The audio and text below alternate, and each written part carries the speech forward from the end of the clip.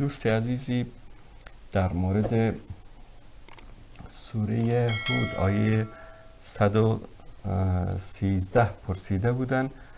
من این رو خدمت شما بیارم در اینجا. این 113 الله سبحانه و تعالی دوستان اگر نشون بدن در اینجا میفرماید که ولا ترکنوا الی الذین ظلموا فتمسکم النار وما لكم من دون الله من اولیاء ثم لا تنصرون. به کسانی که ستم کردند گرایش نیابید یا به آنها به اصطلاح همکار نشوید، همراه نشوید. اگر چنین کنید آتش دوزخ به شما خواهد رسید و در برابر الله هیچ دوست و یار و یاوری ندارید و شما یاری نمیشوید. کسانی که در تداوم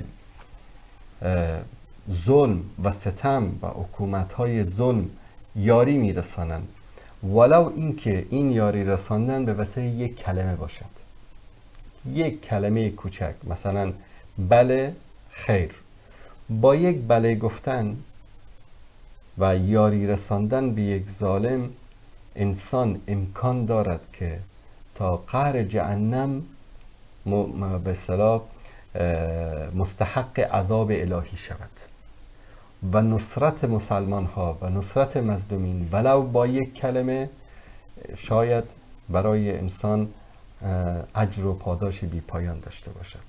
پس هیچ وقت یک مسلمان نباید در راستای تقویت و ادامه حکومت‌های ظلم و ستم و حکومت‌هایی که اسلامی نیستن با اسلام و با دین اسلام و با قرآن و با سنت و با توحید یکتاپرستی مبارزه میکنه اونها رو یاری بکنه.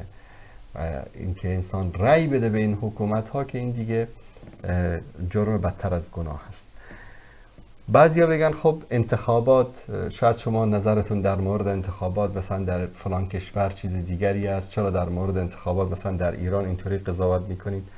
ببینید اگر یک انتخابات در یک کشور کفری، در یک کشوری که به اصطلاح حالا به شکلی از اشکال نظام اسلامی در اونجا نیست و در اونجا مثلا دو گزینه وجود دارد و از این دو گزینه یکیش به ضرر اسلام است، یکیش حداقل ضرری به اسلام نمیرسد اگر نفعی به اسلام هم نداشته باشد اگر او به قدرت برسد. در اینجا ما همون قاعده شرعی رو که اخف ضررین هست، یعنی کمترین ضرری که متوجه دین می شود رو در نظر می گیریم.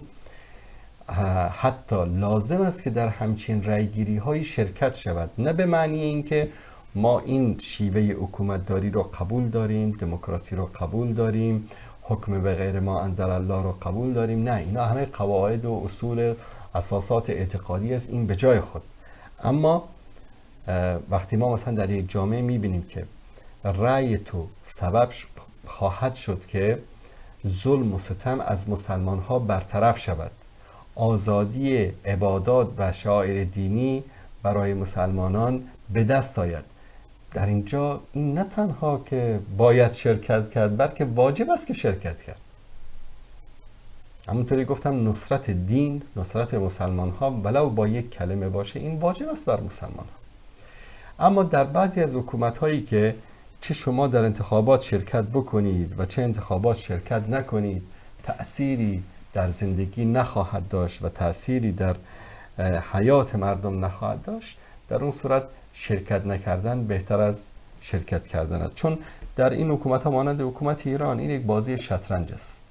یک روز اصلاح طلب میاد، یک روز محافظه کار میاد، هدف فقط طولانی کردن عمر این نظام است، نه به خاطر آسایش مردم.